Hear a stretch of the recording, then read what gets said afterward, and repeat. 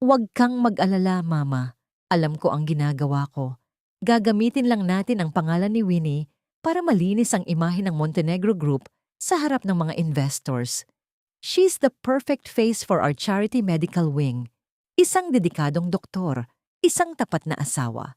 Pero kapag nanganak na si Nona at maayos na ang lahat, itatapon ko rin ang babaeng yan pabalik sa probinsya kung saan ko siya pinulot. Hindi siya kailanman magiging kapantay ng ating pangalan. Ang boses ni Will ay malamig pa sa hanging hatid ng aircon sa loob ng VIP suite ng hotel na yon. Bawat salita niya ay tila isang matalim na balisong na paulit-ulit na ibinabaon sa puso ng babaeng nakatayo sa labas ng bahagyang nakabukas na pinto. Si Winnie ay nakatayo roon. Ang kanyang mga paa ay nanginginig sa pagod matapos ang dire-diretsong 12 oras na operasyon sa ospital. Suot pa niya ang kanyang gusot na scrub suit sa ilalim ng isang mamahaling coat na binili niya para sa gabing ito. Sa kanyang nanginginig na mga kamay, mahigpit niyang hawak ang isang asul na folder. Sa loob niyon ay ang patent certificate ng isang makabagong surgical technique na pinagpuyatan niya ng maraming taon. Isang regalong nakapangalan kay Will Montenegro upang lalong itinghal ang pangalan ng asawa sa mundo ng medisina at negosyo. 7 buwang buntis si Winnie. Ramdam niya ang mahinang sipa ng sanggol sa loob ng kanyang sinapupunan. Tila nagtatanong kung bakit biglang huminto ang tibok ng puso ng kanyang ina. Ang galak at pananabik na nadama niya kanina habang nagmamadaling pumunta rito upang isorpresa ang asawa ay napalitan ng isang nakakabingbing katahimikan. Mabuti naman at malinaw tayo riyan, Will. Maririnig ang mapang-uyam na tawa ni Doña Esmeralda. Masyado siyang baduy para sa mga charity gala natin at iyang pagbubuntis niya. Siguraduhin mong hindi niya gagamitin ang batang yan para dikitan ka habang buhay. Si Nona ang nararapat na maging ina ng tagapagmana mo, hindi ang isang probinsya ng doktor na walang ibang alam kundi amoy ng ospital. Sa loob ng silid, nakita ni Winnie sa siwang ng pinto ang asawa na nakaupo sa sofa. Si Nona, ang babaeng akala niya ay malapit na kaibigan ng pamilya, ay nakasandal sa balikat ni Will habang pinaglalaruan ang buhok nito. Ang eksenang yon ay tila isang maruming sining na sumasampal sa 7 taon ng kanyang katapatan. Unti-unting naramdaman ni Winnie ang panlalamig ng kanyang mga daliri. Ang folder na kanina ay itinuturing niyang pinakamahalagang alay ay dahan-dahang nadulas mula sa kanyang pagkakahawak. Walang ingay na bumagsak ang folder sa makapal na alpombra ng pasilyo, gaya ng dahan-dahang pagguho ng kanyang buong mundo. Hindi siya sumigaw, hindi siya nagmura. Ang sakit na nararamdaman niya ay masyadong malalim para sa anumang tunog. Pakiramdam niya ay may malaking bara sa kanyang lalamunan na pumipigil sa kanyang huminga. Ang bawat binitiwang salita ni Will ay tila lason na dumadaloy sa kanyang mga ugat. Pinapatay ang bawat alaala ng kanilang mga pangako sa harap ng dambana. Napahawak siya sa kanyang tiyan. Pilit na pinapakalma ang sarili para sa kapakanan ng bata. Ngunit ang kanyang mga tuhod ay tila gawa sa wax na unti-unting natutunaw. Ang marangyang hotel na puno ng musika at tawanan ng mga bisita sa ibaba ay biglang naging isang malawak na sementeryo para sa kanyang mga pangarap. Tumalikod siya ng dahan-dahan. Ang bawat hakbang ay tila paglakad sa ibabaw ng mga basag na bubog. Habang papalayo sa pintong yon, isang tanong ang paulit-ulit na umaalingaw-ngaw sa kanyang isipan. Isang tanong na walang sagot, kundi ang malamig na simoy ng gabi. Ito ba ang kabayaran sa lahat ng sakripisyo ko? Isang basurang itatapon, pagkatapos pakinabangan, habang ang anak na dinadala ko ay itinuturing na lamang na isang balakid sa kanilang maruming plano.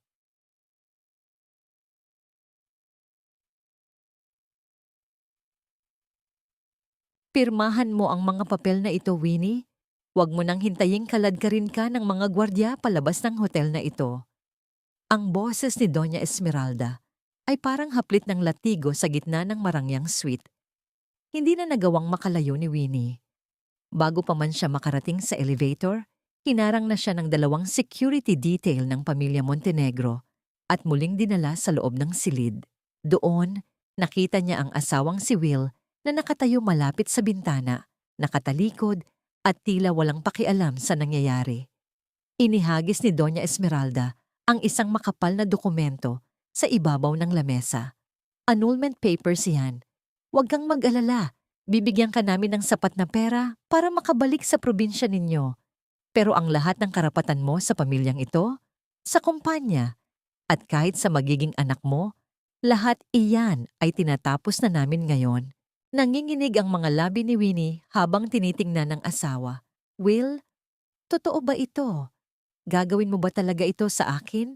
Sa atin? Lumingon si Will, ngunit walang kahit anong bakas ng awa sa kanyang mga mata. Gaya ng narinig mo kanina, Winnie, kailangan kong unahin ang kinabukasan ng Montenegro Group. You've been a good wife for our public image, but we need someone who truly belongs in our world. Si Nona. Siya ang kailangan ko ngayon. Pero buntis ako, Will. 7 buwan na ang bata sa sinapupunan ko. Ang sigaw ni Winnie, ang kanyang boses, ay puno ng pait at desperasyon. Ang kanyang mga kamay ay mahigpit na nakahawak sa kanyang tiyan, tila pilit na pinoprotektahan ng sanggol mula sa kalupitan ng mga taong nasa harap niya. At iyan ang isa pang problema. Muling sumingit ang matalas na boses ni Doña Esmeralda. Paano namin masisiguro na ang batang yan ay tunay na Montenegro? Isang babaeng galing sa hirap. Baka kung sino-sino lang ang nakasama mo bago mo nalinlang ang anak ko. Ang paratang na yon ay tila isang malakas na sampal na nagpasinghap kay Winnie. Ngunit bago pa siya makasagot, bumukas ang pinto at pumasok ang isang lalaking naka-Amerikana, ang legal counsel ng ospital kung saan siya nagtatrabaho. Doktor, Winnie Montenegro, I am here to formally serve you a notice of suspension. Panimula ng abogado. May natanggap kaming reklamo ng malpractices at pamemeke ng mga medical records sa iyong mga huling operasyon. Habang isinasagawa ang investigasyon, ang iyong lisensya bilang doktor ay pansamantalang ititigil. At dahil ang Montenegro Group ang may-ari ng karamihan sa mga shares ng ospital, tinatanggal ka na rin namin sa iyong posisyon. Napaupo si Winnie sa sahig. Ang kanyang propesyon, ang tanging bagay na pinaghirapan niya mula sa pagkabata, ang tanging dangal na mayroon siya, ay kinuha rin sa kanya sa loob lamang ng isang saglit. Alam niyang laro lamang ito ni Doña Esmeralda, isang planadong pagsira sa kanyang buong pagkatao. Wala ka ng lisensya, wala ka ng asawa, at wala ka ng tirahan. Muling sabi ng matanda habang itinuturo ang pinto. Iwanan mo na ang susi ng bahay at lahat ng alahas na pag-aari ng pamilyang ito. Umalis ka na. Lumabas si Winnie sa hotel na parang isang basang sisiw. Ang malakas na buhos ng ulan ay tila nakikiramay sa kanyang pagluha. Ang bawat patak ng tubig na tumatama sa kanyang mukha ay parang karayom na tumutusok sa kanyang balat. Wala siyang pera, wala siyang masisilungan, at ang tanging dala niya ay ang folder ng kanyang patent na basang-basa na rin ng ulan. Ang huling piraso ng kanyang pangarap na itinapon sa putikan. Naglakad siya ng walang patutunguhan. Ang kanyang mga paang nakasuot ng manipis na sapatos ay unti-unti nang namamanhid sa lamig. Habang malapit na siya sa malaking gate ng subdivision kung saan sila dating nakatira, tumigil ang mundo ni Winnie. Isang matalas at nakakabaliw na sakit ang biglang gumuhit mula sa kanyang likuran patungo sa kanyang sinapupunan. Napakapit siya sa bakal na rehas ng gate. Ang kanyang paghinga ay naging mabilis at mababaw. Naramdaman niya ang init ng isang likidong dumadaloy sa kanyang mga hita, humahalo sa malamig na tubig ng ulan. Napatingala siya sa langit, ang kanyang paningin ay nagsisimula ng lumabo. Huwag muna, anak. Please, huwag muna ngayon. Ang huling bulong ni Winnie bago unti-unting bumagsak ang kanyang katawan sa madilim at basang semento. Ang huling nakita niya ay ang liwanag ng isang sasakyang papalapit, habang ang boses ni Doña Esmeralda ay tila umaalingaw-ngaw pa rin sa kanyang isipan, ipinapaalala sa kanya na sa mundong ito, Ang puso ng isang Montenegro ay mas matigas pa sa batong kanyang kinahantungan. 6 na taon. 6 na taong punong-puno ng dugo, pawis, at mga luhang hindi kailanman nakita ng mundo. Ang boses ni Lily, na dati ay kilala bilang Winnie, ay isang mahinang bulong habang nakatitig siya sa malawak na dagat mula sa kanyang tinutuluyan sa Singapore. Ang bawat alon na humahampas sa pampang ay tila nagpapaalala sa kanya ng gabing iniwan siyang duguan at nag-iisa sa kalsada ng Maynila. Ngunit sa halip na malunod sa pait, ginamit niya ang bawat hapdi upang pandayin ang isang bagong pagkatao. Sa loob ng isang maliit at madilim na silid sa isang pampublikong ospital, 6 na taon na ang nakalilipas, isinilang ni Winnie si Liam. Walang asawang humawak sa kanyang kamay, walang pamilyang nag-abang sa labas ng delivery room. Ang tanging kasama niya ay ang malamig na tunog ng mga kagamitang medikal at ang boses ng isang nurse na nagsasalita sa wikang hindi niya lubos na nauunawaan. Sa bawat pagire, sa bawat hiwa ng anesthesia, ang tanging iniisip niya ay ang mukha ni Will Montenegro at ang malupit na tawa ni Doña Esmeralda. Mabubuhay tayo, Liam. Pangako ko sa iyo, hinding-hindi ka nila aapihin gaya ng ginawa nila sa akin. Ang kanyang naging panata habang unang naririnig ang iyak ng kanyang anak. Ang unang 2 taon ay tila isang walang katapusang bangungot. Nagtrabaho siya bilang isang hamak na assistant sa isang research lab sa umaga at nag-aaral naman para sa kanyang international medical certification sa gabi. May mga oras na ang tanging kinakain niya ay isang pirasong tinapay upang may maibili ng gatas para kay Liam. Ngunit sa gitna ng kanyang paghihikahos, isang liham ang dumating mula sa Pilipinas. Mula kay Aling Rosa, ang dating katulong sa mansyon ng mga Montenegro. Sa loob ng liham ay may nakatagong ilang libong piso, mga kakarampot na ipon na ipinadala ng matanda. Doktora, alam kong mahirap ang buhay diyan. Gamitin mo ito para sa bata. Ikaw ang tunay na may-ari ng tahanang ito, hindi ang mga taong may pusong bato. Ang simpleng kilos na yon ni Aling Rosa ang nagbigay kay Winnie ng lakas upang muling tumayo. Binura niya ang pangalang Winnie Montenegro sa kanyang mga dokumento. Mula sa mga abo ng kanyang nakaraan, isinilang si Dr. Lily W.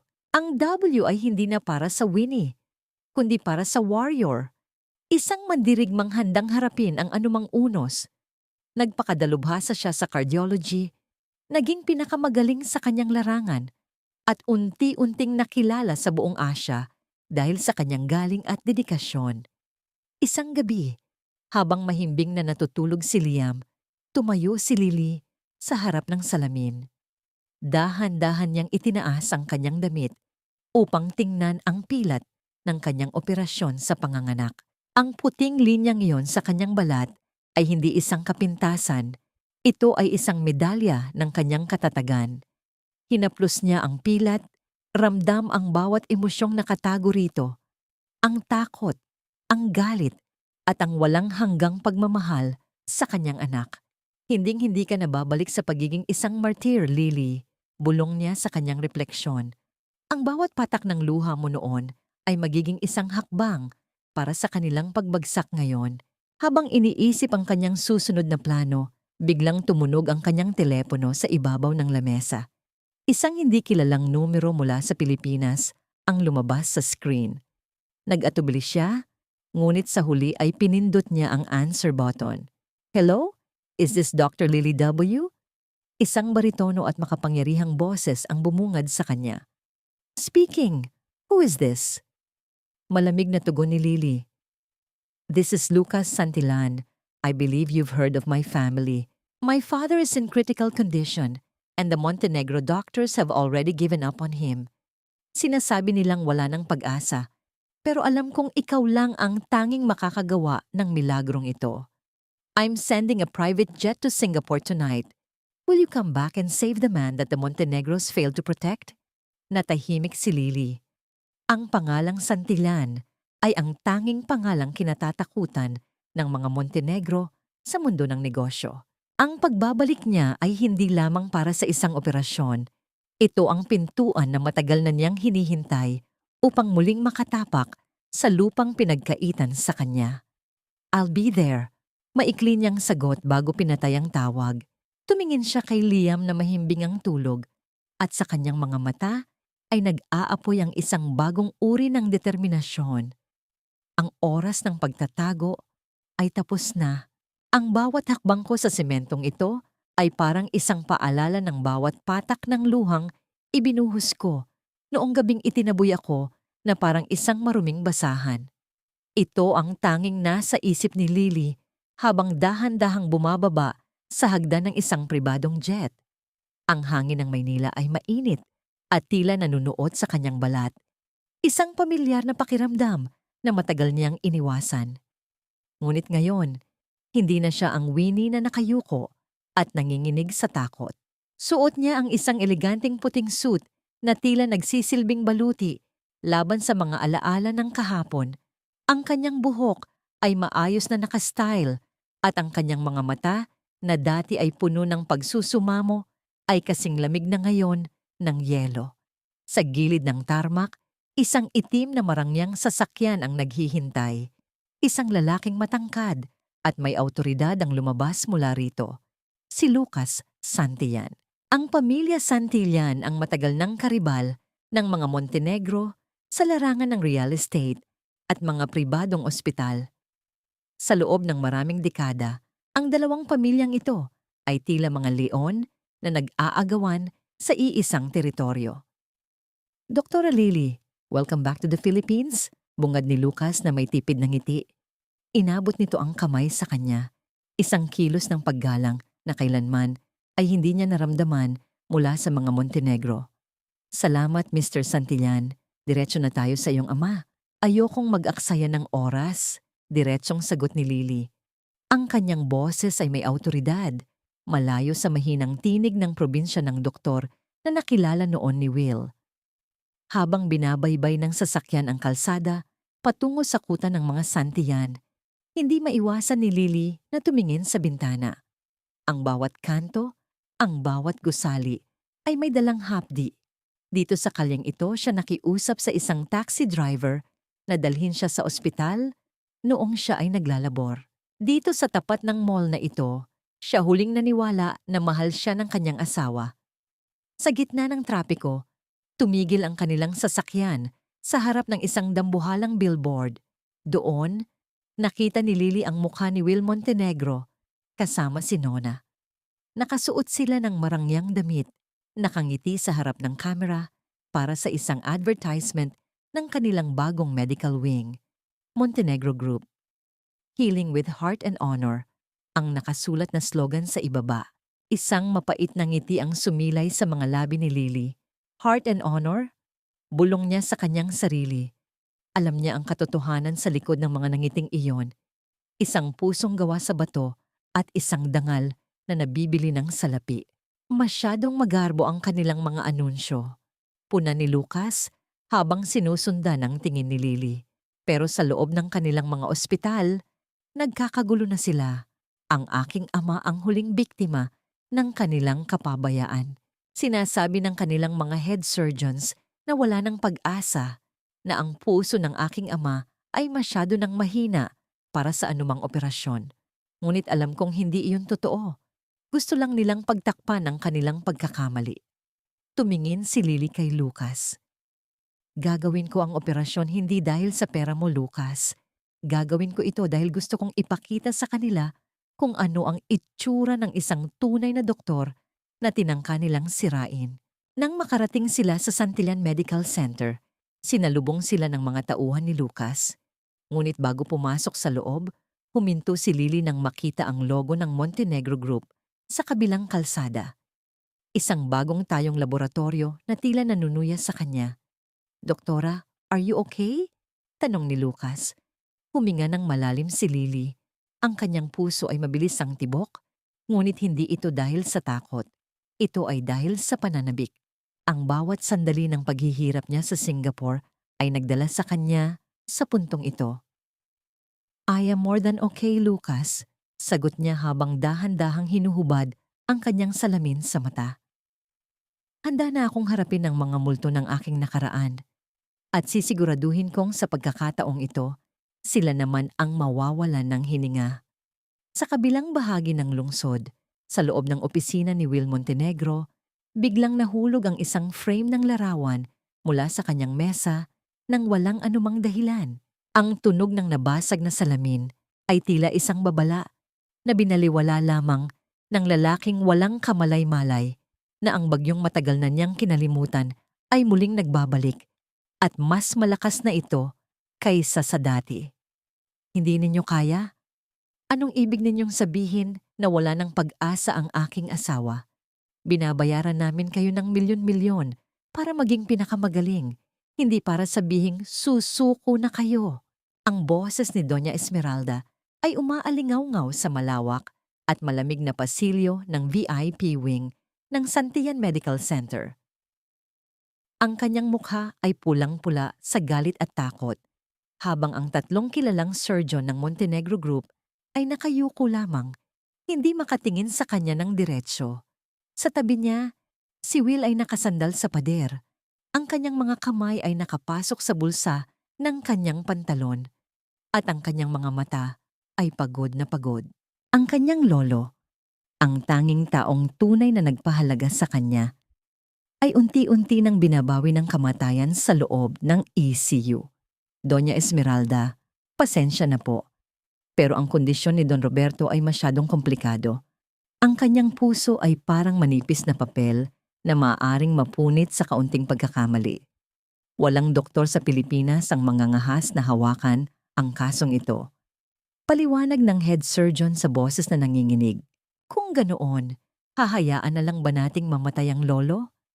Ang tanong ni Will, ang kanyang boses ay puno ng pait. Nasaan ang yabang ng pamilya natin ngayon? Sa gitna ng tensyon, ang tunog ng papalapit na mga hakbang ay bumasag sa katahimikan ng pasilyo. Ang bawat pagtama ng takong ng sapatos sa makintab na sahig ay tila isang maingat na martsa. Mula sa dulo ng pasilyo, lumitaw si Lucas Santillan, kasama ang isang babaeng nakaputing coat at may suot na asul na surgical mask na tumatakip sa kalahati ng kanyang mukha. Huminahon kayo, mga Montenegro, wika ni Lucas na may bahid ng panunuyang ngiti. Narinig ko ang inyong problema at dahil ang aking ama ay nasa ilalim din ng pangangalaga ng doktor na ito, naisip kong baka kailangan ninyo ng tulong ng isang tunay na dalubhasa. Tumingin si Doña Esmeralda kay Lucas nang may pandidiri. Tulong mula sa mga Santillan? At sino naman ang babaeng yan? Isang baguhan na balak mong gamitin para hiyain kami. Ang babaeng nakaputing coat ay hindi kumibo. Nanatili siyang nakatayo ng tuwid. Ang kanyang mga mata ay nakatitig ng diretsyo kay Doña Esmeralda. Ang mga matang yon, mga matang tila may dalang apoy at yelo ng magkasabay, ay tila pamilyar kay Will. Isang kaba ang biglang gumuhit sa kanyang dibdib. Isang pakiramdam na matagal na niyang ibinaon sa limot. Hindi siya baguhan, Doña Esmeralda, sagot ni Lucas habang nakatingin sa kanyang kasama. Siya si Dr. Lily W., ang tanging cardiac surgeon sa Asia na nakagawa ng matagumpay na operasyon sa mga kasong katulad nito. Kung gusto ninyong mabuhay si Don Roberto, siya lang ang inyong pag-asa. Lumapit si Will. Ang kanyang paningin ay nakatuon sa mga mata ng doktor. Doktora, totoo ba? Kaya mo bang iligtas ang lolo ko? Sa halip na sumagot, dahan-dahang itinaas ng babae ang kanyang kamay. Hinawakan niya ang gilid ng kanyang surgical mask. Ang bawat segundo ng paghila niya sa tali ng maskara ay tila tumatagal ng 1 taon para sa mga taong nanunood. Nang tuluyang mahulog ang maskara, ang katahimikan sa pasilyo ay naging kasing bigat ng isang sumpa. Nalaglag ang hawak na mamahaling bag ni Doña Esmeralda sa sahig. Ang tunog nito ay tila isang hudyat ng pagsisimula ng isang digmaan. Ang kanyang mga labi ay nanginginig at ang kanyang mga mata ay tila lalabas sa kanilang mga kinalalagyan. Si Will naman ay napaatras. Ang kanyang mukha ay nawalan ng kulay. Tila nakakita ng isang multo na bumangon mula sa hukay. Winnie, ang tanging salitang lumabas sa bibig ni Will, isang bulong na puno ng pagkabigla at hindi makapaniwalang sakit. Isang matamis, ngunit malamig na ngiti ang sumilay sa mga labi ni Lily. Ang pangalang Winnie ay namatay na 6 na taon na ang nakalilipas, sa ilalim ng ulan, sa labas ng inyong marangyang subdivision. Dr. Lily W. na ang kaharap ninyo ngayon. Tumingin siya kay Doña Esmeralda, na ngayon ay tila nawalan na ng lakas para magsalita. Narinig ko na kailangan ninyo ng tulong ng isang probinsya ng doktor na walang ibang alam kundi amoy ng ospital.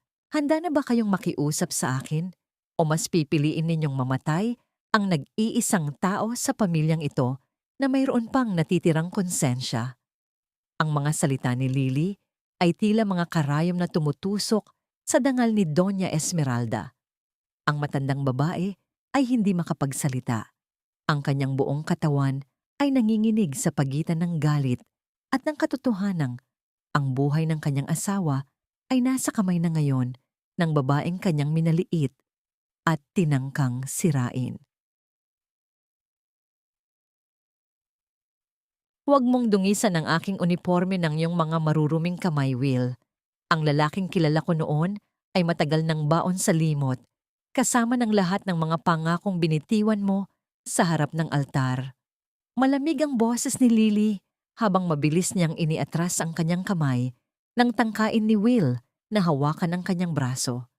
Ang bawat salita niya ay tila yelong dumidikit sa balat ni Will, nag-iiwan ng paso na hindi kayang lunasan ng anumang gamot.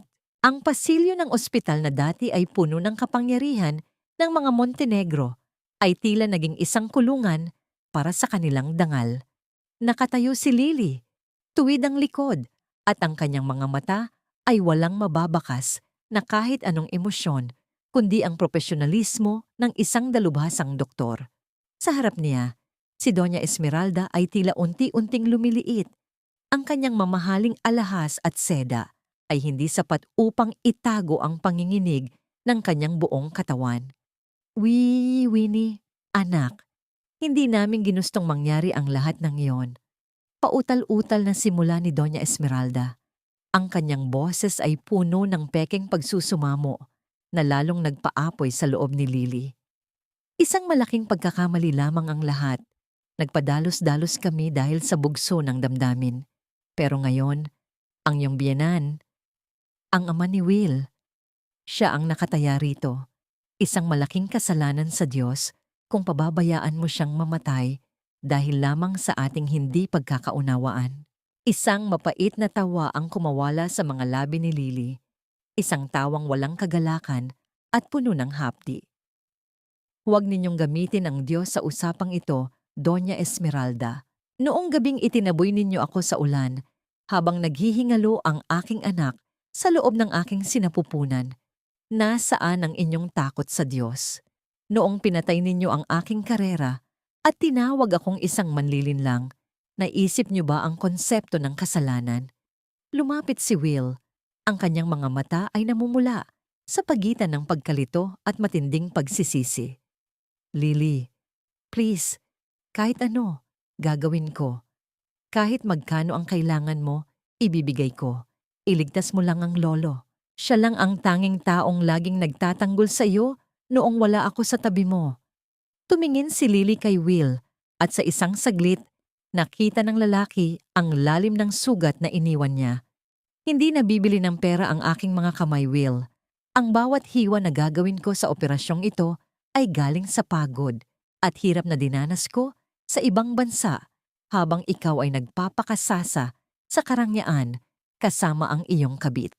Huminto si Lily at tumingin kay Lucas Santillan na kanina pa tahimik na pinapanood ang bawat tagpo. Pagkatapos ay muli niyang hinarap ang dalawang Montenegro. Narito ang aking kondisyon. Panimula ni Lily. Ang kanyang boses ay naging matatag at pinal. Hindi ako hihingi ng pera.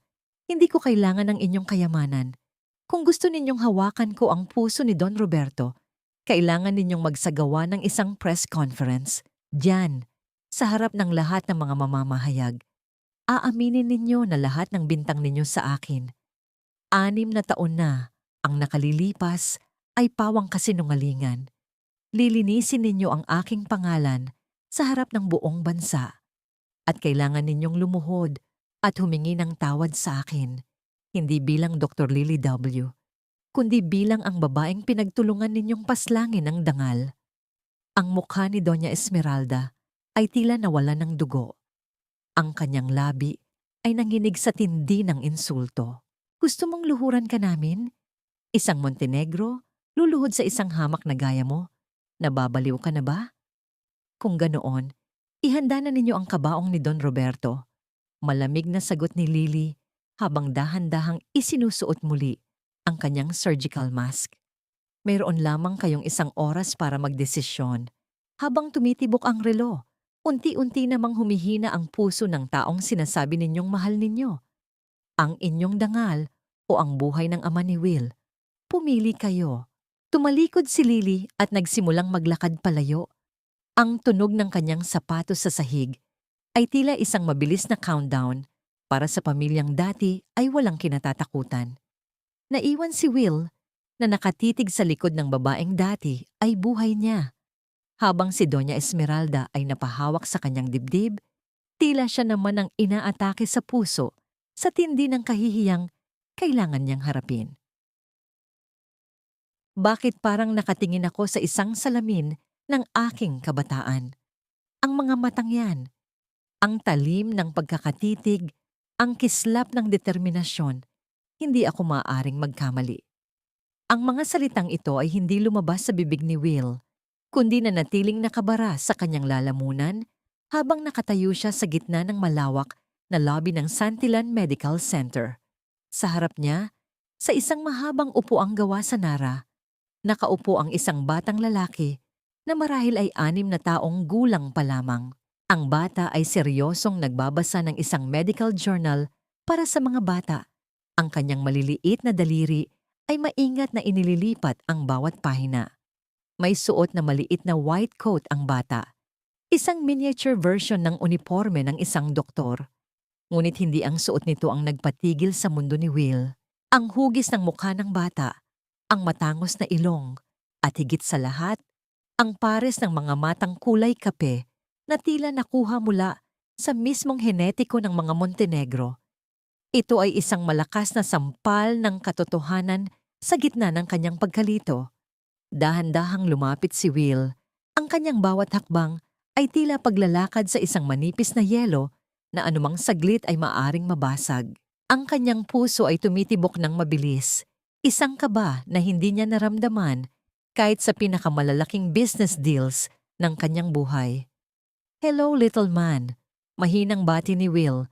Pilit na pinapakalma ang kanyang nanginginig na boses. Ibinabad ng bata ang kanyang binabasa at tumingin ng dahan-dahan kay Will. Ang titig nito ay hindi puno ng takot, kundi ng isang uri ng pag-uusisa na tila sinusuri ang kaluluwa ng lalaking nasa harap niya. "Hello po, are you a patient? You look like you're in pain," sagot ng bata sa isang malinaw at matalinong Taglish. Napaawang ang labi ni Will. Ang tinig ng bata ay tila isang himig na matagal na niyang nakalimutan, ngunit biglang bumalik sa kanyang alaala. Hindi ako pasyente. May hinahanap lang ako. Ano ang pangalan mo?" "I'm Liam po." "Liam W." ang sagot ng bata, habang maayos na itinitiklop ang kanyang journal. "Liam, anong ibig sabihin ng W?" Tanong muli ni Will. Bagaman sa loob ng kanyang puso ay alam na niya ang sagot. Ang bawat selula sa kanyang katawan ay sumisigaw ng isang katotohanang 6 na taon niyang tinalikuran. "Liam, I told you to stay with Aling Rosa." Isang boses ang pumutol sa kanilang usapan. Mabilis na napalingon si Will at nakita si Lily na papalapit. Ang kanyang awtoridad bilang isang doktor ay pansamantalang napalitan ng init ng isang ina. Lumambot ang kanyang mukha nang makita ang anak, ngunit agad itong naging kasing tigas ng semento nang dumapo ang kanyang tingin kay Will. "Mommy!" Masayang sigaw ni Liam at tumakbo patungo kay Lily. Niyakap ang binti ng kanyang ina. Binuhat ni Lily ang bata. Ang kanyang mga bisig ay tila isang kuta na nagpoprotekta kay Liam mula sa anumang panganib, lalo na mula sa lalaking nakatayo sa harap nila. Liam, go to the cafeteria with Aling Rosa. Mommy just needs to talk to this person. Will he hurt you, Mommy? He looks like a bad man in the movies. Polosong tanong ni Liam habang nakatingin kay Will.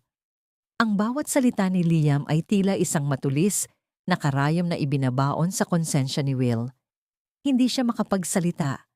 Ang sakit na makitang ang sarili mong anak ay ituring kang isang masamang tao ay mas matindi pa sa anumang pisikal na sugat. No, Liam. He's just someone from the past. Go now. Utos ni Lily habang dumarating si Aling Rosa upang kunin ang bata. Nang mawala na sa paningin nila si Liam, muling hinarap ni Lily si Will. Ang kanyang mga mata ay walang iniwan na puwang para sa awa. Huwag mong subukang lapitan ng anak ko, Will. Wala kang karapatan. Anak ko rin siya, Winnie. Hindi ako bulag. Ang mga mata niya, ang mukha niya, siya ang batang dapat ay isisilang mo 6 na taon na ang nakalilipas. Ang bulyaw ni Will, ang kanyang boses ay puno ng pait at pagsisisi. Ang batang yon ay namatay na sa kalsada noong gabing itinaboy mo kami. Ang sagot ni Lily, ang kanyang boses ay nanginginig sa galit na pilit niyang kinokontrol. Ang batang nakita mo ngayon ay si Liam W. Isinilang ko siya ng mag-isa, pinalaki ko siya ng mag-isa, at hinding-hindi ko papayagang makuha mo siya o ng iyong mapang-aping pamilya. Will, ano itong naririnig ko? Isang matinis na boses ang sumingit mula sa likuran. Si Nona ay papalapit. Ang kanyang mukha ay puno ng kolorete, ngunit halata ang pangungulubot ng kanyang noo sa tindi ng selos at takot. Sino ang batang yon? Huwag mong sabihing naniniwala ka sa kwento ng babaeng ito. Will, baka kung kaninong anak lang yan na ginagamit niya para makuha ang pera natin. Tumingin si Lily kay Nona nang may matinding pandidiri. Nona, ang dumi ng iyong isipan ay kasing dumi ng iyong budhi. Huwag mong idamay ang anak ko sa iyong mga insecurity. How dare you? Akmang sasampalin ni Nona si Lily, ngunit mabilis na nahawakan ni Lily ang kanyang kamay. Ang higpit ng pagkakahawak ni Lily ay sapat na upang mapangiwi si Nona sa sakit. Hindi na ako ang Winnie na maaari ninyong saktan kahit kailan ninyo gusto.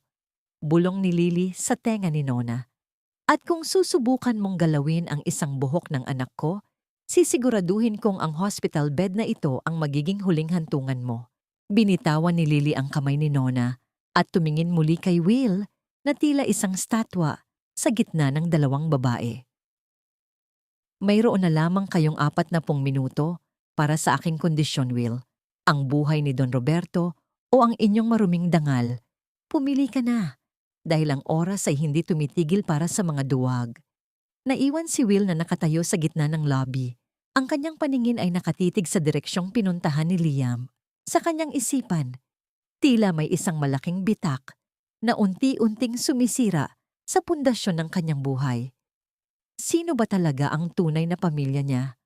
Ang asawang laging nagmamanipula sa kanya o ang mag-inang itinapon niya sa dilim na ngayon ay siyang tanging may hawak ng kanyang kaligtasan?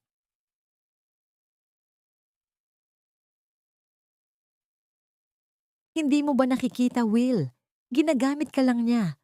Ang batang yon ay isang pain para makuha ang lahat ng mayroon tayo. Huwag kang magpapadala sa mga matang yon, dahil baka sa huli, ang dugong Montenegro na inaakala mo ay lason lang na unti-unting papatay sa atin. Ang boses ni Nona ay malambing, puno ng huwad na pag-aalala habang hinahaplos niya ang likod ni Will sa loob ng isang pribadong lounge ng ospital. Ngunit sa likod ng kanyang mga mata ay nag-aapoy ang isang matinding takot.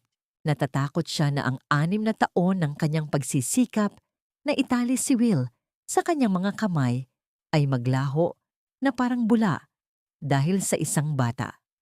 Kinuha ni Nona ang isang maliit na baso ng tsaa sa lamesa. Sa isang mabilis na kilos, habang nakatingin si Will sa malayo, kinuha niya ang isang maliit na lalagyan mula sa kanyang bag. Isang patak ng malinaw na likido ang nahulog sa tsaa. Isang gamot na pampakalma na madalas niyang ibigay kay Will upang panatilihin itong sunod-sunuran at hindi makapag-isip ng malinaw. Ang likido ay mabilis na humalo sa mainit na tubig, walang iniwang bakas, gaya ng kanyang mga kasinungalingan. Inumin mo muna ito, Hon. Masyado kang stressed. Kailangan mong maging malakas para kay Don Roberto. Bulong ni Nona habang iniaabot ang baso. Tinanggap ni Will ang tsaa ng walang pag-aalinlangan. Ang kanyang isipan ay pagod na sa pagtatalo ng kanyang puso at ng kanyang tungkulin. Habang iniinom niya ang tsaa, unti-unting naramdaman ni Will ang pagbigat ng kanyang mga talukap. Ang mukha ni Liam na kanina ay malinaw sa kanyang isipan ay nagsisimula ng maging malabo. Tila tinatakpan ng isang makapal na usok. Ganyan nga, magpahinga ka muna. Ako na ang bahala sa lahat. Nakangiting sabi ni Nona. Ngunit nang masiguro niyang nakasandal na si Will sa sofa at medyo wala na sa wisyo, tumayo siya at lumabas ng silid. Sa pasilyo, nakita niya si Lily na naglalakad patungo sa silid ni Don Roberto. Hindi napigilan ni Nona ang sarili. Huminto siya sa harap ni Lily. Ang kanyang mukha ay puno ng pangungutya. Akala mo ba ay nakuha mo na ang loob ni Will dahil sa batang yon? Isang patak lang ng gamot ko, nakakalimutan na niya ang pangalan mo, Winnie. O baka dapat kong sabihing doktor. Lily? Tumingin si Lily kay Nona nang may matinding lamig. Ang gamot na ibinibigay mo sa kanya ay hindi pagmamahal, Nona. Ito ay kaduwagan. Takot ka na kapag nagising ang isipan ni Will, makikita niya ang tunay na halimaw na itinatago mo sa likod ng makapal mong makeup. Magsalita ka hanggat gusto mo, Lily. Pero tandaan mo, ako ang asawa. Ako ang may hawak sa Montenegro Group. At ang batang yon? Sisiguraduhin kong hinding-hindi siya makakatapak sa mansyon. Pagbabanta ni Nona, ang kanyang boses ay naging matulis at puno ng poot. Hindi kailangan ng anak ko ang inyong maruming mansyon. Sagot ni Lily, habang dahan-dahang lumalapit kay Nona hanggang sa maging ilang pulgada na lang ang layo ng kanilang mga mukha. Pero kailangan mo ng isang babala. Ang laso na itinatago mo ay unti-unti na ring kumakain sa'yo. At kapag dumating ang araw na wala ka na sa tabi ni Will, huwag kang lilingon sa akin para humingi ng tawad. Nilagpasan ni Lily si Nona. Ang kanyang bawat hakbang ay puno ng dignidad. Naiwan si Nona na nanginginig ang mga kamay sa galit. Hindi sapat ang gamot para kay Will. Hindi sapat ang pananakot kay Lily. Kailangan niya ng isang bagay na tuluyang magpapaalis sa mag-inang ito sa buhay nila. Naglakad si Nona patungo sa isang madilim na sulok ng fire exit. Kinuha niya ang kanyang telepono at may tinawagan. Ang bawat segundo ng katahimikan habang naghihintay ng sagot ay tila pagpatak ng lason sa kanyang sariling kaluluwa. Nang sagutin ang tawag, ang boses ni Nona ay naging malamig at walang emosyon. Gawin mo na ang pinag-usapan natin. Ayoko nang makita ang mukha ng batang yun bukas. At siguraduhin mong walang kahit anong bakas na magtuturo sa akin. Gusto ko silang mawala ng tuluyan. Ibinalita ng boses sa kabilang linya ang isang kumpirmasyon. Pinatay ni Nona ang tawag at tumingin sa kanyang refleksyon sa salamin ng pinto. Inayos niya ang kanyang buhok at ngumiti. Isang ngiting kasing panganib ng isang ahas na handa ng manuklaw. 0% probability. Hindi ikaw ang ama, Will. Niloloko ka lang ng babaeng yan para sipsipin ang huling sentimo ng ating pamilya. Ang boses ni Nona ay parang isang matinis na kampana na paulit-ulit na humahampas sa pandinig ni Will sa loob ng madilim na pasilyo ng ospital. Kanina lamang, habang mahimbing na natutulog si Liam sa ilalim ng pangangalaga ni Aling Rosa, nagnakaw si Will ng ilang hibla ng buhok ng bata. Ang kanyang mga kamay ay nanginginig sa takot at pag-asa. Pag-asang sa wakas ay mayroon siyang dahilan upang bawiin ang lahat ng pagkakamali niya.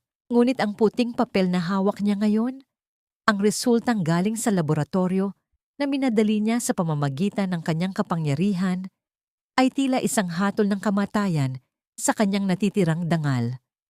Hindi alam ni Will na bago pa man makarating ang mga sample sa makina, ang malamig na kamay ni Nona ay nakapag-abot na ng isang makapal na sobre sa head technician ng laboratorio. Ang bawat numero sa papel na yon ay dinaya. Bawat letra ay binaluktot upang paboran ang kasinungalingan ng asawa. Ang epekto ng gamot na pampakalma na ibinigay ni Nona ay lalong nagpalabo sa kakayahan ni Will na makakita ng katotohanan. Ang kanyang galit ay unti-unting umaapaw, parang isang bulkan na handa ng sumabog. Sa kabilang dulo ng garden ng ospital, nakatayo si Lily habang pinapanood ang pagsikat ng buwan. Ang hangin ay malamig, humahaplos sa kanyang mukha na tila isang paalala ng lahat ng kanyang tiniis. Naramdaman niya ang mabibigat na hakbang ni Will bago pa man ito makalapit.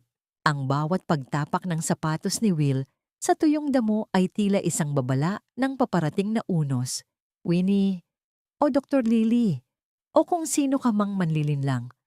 Ang bulyaw ni Will, ang kanyang boses ay basag sa pagitan ng pait at matinding poot. Lumingon si Lily ng dahan-dahan. Ang kanyang mukha ay kasing kalmado ng isang lawa sa gitna ng gabi. Isang bagay na lalong nagpaalab sa galit ni Will. Ano na naman ba ito, Will? Hindi ba dapat ay inihahanda mo na ang press conference para sa kaligtasan ni Don Roberto? Ang kapal ng mukha mo. Inihagis ni Will ang nakatuping papel sa mukha ni Lily. Ang papel ay tumama sa kanyang pisngi bago dahan-dahang nalaglag sa paanan niya. Ito ba ang sinasabi mong anak ko? Ito ba ang gagamitin mong alas para sirain ang buhay ko? 0% Lily. Hindi ko anak si Liam. Kanino mo ba siya nakuha? Saang kalsada mo siya pinulot para lang magmukha kang biktima? Dahan-dahang yumuko si Lily at pinulot ang papel. Binasa niya ang bawat linya ng pekeng resulta. Walang luhang pumatak sa kanyang mga mata. Sa halip, isang maliit at mapait na ngiti ang sumilay sa kanyang mga labi. Tiningnan niya si Will ng diretso sa mga mata. Ang mga matang puno ng lason ni Nona. Naniniwala ka ba rito, Will? Mahinang tanong ni Lily. Ang kanyang boses ay walang galit, kundi isang uri ng matinding habag. Pagkatapos ng 6 na taon, mas pipiliin mo pa ring maniwala sa isang pirasong papel kaysa sa dugong dumadaloy sa sarili mong mga ugat. Huwag mo akong daanin sa mga drama mo. Malinaw ang nakasulat diyan. Ang sagot ni Will, ang kanyang mga kamao ay nakakuyom hanggang sa mamuti ang kanyang mga buko-buko. Akala ko ay may pag-asa pa tayong maging pamilya muli. Akala ko ay mayroon pa akong babalikan. Pero isa ka lang palang oportunista. Mas malala ka pa sa inaakala ko. Kung ganoon, wala na tayong dapat pag-usapan. Sabi ni Lily habang dahan-dahang pinupunit ang papel sa harap ni Will. Ang tunog ng napupunit na papel ay tila ang huling hibla ng koneksyon na nag-uugnay sa kanilang nakaraan. Inalis mo na ang huling pagkakataon na ibinigay ko sa iyo para maging isang ama. At tandaan mo ito, Will Montenegro. Ang katotohanan ay hindi kailanman nabubura ng isang kasinungalingang binayaran ng salapi. Tumalikod si Lily at nagsimulang maglakad palayo. Iniwan si Will na nakatayo sa gitna ng kadiliman, hinihingal sa tindi ng kanyang emosyon. Ngunit habang naglalakad si Lily, hinaplos niya ang kanyang bulsa kung saan nakatago ang isa pang sobre. Isang sobre na naglalaman ng tunay na resulta na lihim niyang ipinagawa sa ibang bansa bago pa siya lumapag sa Pilipinas. Bakit hindi niya ipinakita ang totoo kay Will? Bakit hinayaan niyang maniwala ang lalaki sa kasinungalingan ni Nona? Ang misteryong ito ay nanatiling nakatago sa likod ng kanyang malamig na titig. Liam, anak, kaunting tiis na lang, bulong ni Lily sa kanyang sarili.